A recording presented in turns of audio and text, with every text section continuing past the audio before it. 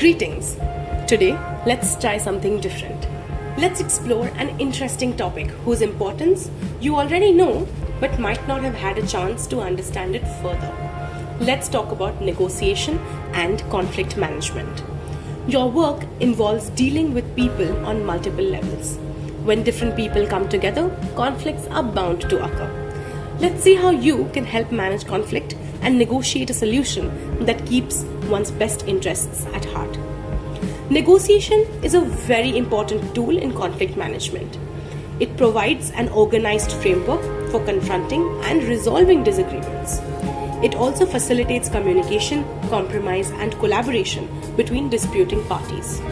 When done right, negotiation can achieve mutually agreeable agreements or solutions. Effective negotiation uses the ABC method, that is, agree, build, and compare. Using the A, B, and C can help you negotiate between two parties in conflict. But what is conflict? Is it always intense? Conflict is the struggle between opposing needs, wishes, ideas, interests, or people. It often arises when individuals or groups encounter goals that both parties cannot attain satisfactorily. Conflict can be of two types, dysfunctional and functional. Dysfunctional conflict is a type of conflict that occurs when two or more parties come to an agreement that is not beneficial to all involved. This type of conflict can cause emotional harm, distress, damage to relationships, and create a power imbalance. On the other hand, functional conflict is a type of conflict that is characterized by the parties' effort to achieve mutually beneficial outcomes. It is typically characterized by parties working together to resolve the conflict in a constructive way. People agree to disagree. As you see, not all conflicts are bad. In fact, some are good, especially if they are functional.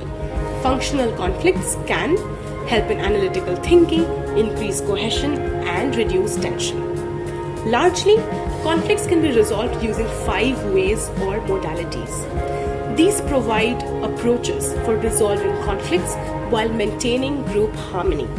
As we look at these 5 modalities, keep this scenario in mind to help you grasp the concept easily.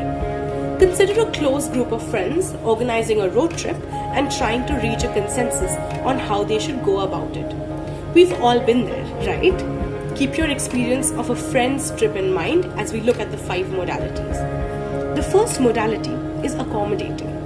This involves prioritizing the needs and interests of the other party over one's own. It is often used when preserving relationships and maintaining harmony, which is more important than achieving personal goals in this context. Next, there is avoiding.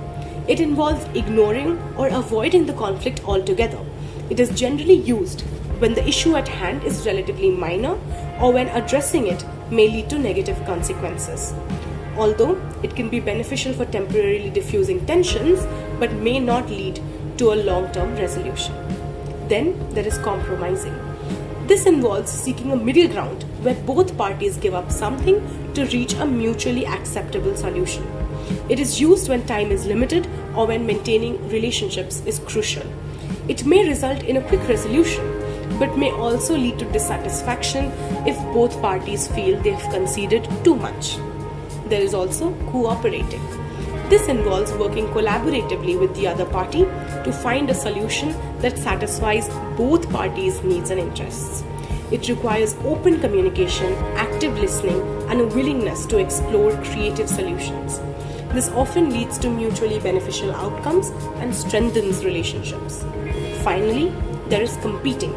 It involves pursuing one's own goals and interests at the expense of the other party. It is used when assertiveness and achieving one's objectives are deemed more important than preserving relationships. Although it can lead to quick decisions and assertiveness, it may damage relationships and create resentment. So, how did your friends group decide on the trip, and which modality did you choose? Coming next, any form of negotiation or conflict management requires persuasion. The famous ancient Greek philosopher Aristotle came up with 3 principles of persuasion that sum up the concept quite nicely. The three principles are summed up in three Greek words: ethos, pathos, and logos. Ethos means trustworthiness and credibility.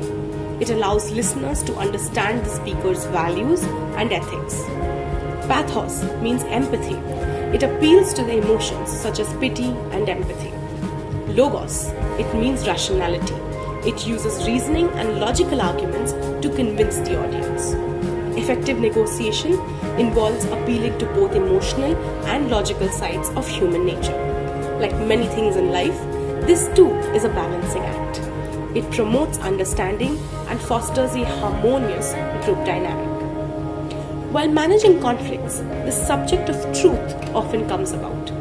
Not just about the truth of the matter, but whether we should truly speak what we feel. This quality of being open and honest is called candor. Radical candor involves directly addressing issues while showing care for the individual. It encourages open and honest communication, leading to constructive conflict resolution. Not just that, it also helps build trust and strengthen relationships within the group and is used to address conflicts directly, fostering transparency and accountability in negotiations. Phew, there was a lot of discussion around conflicts, but we hope that you now have all the tools with you to handle it with the tact and care that it deserves. Share this video and resources with your networks. Get involved in conflict management in your community. However, do it after assessing all possible risks. Start a conversation about proper conflict management.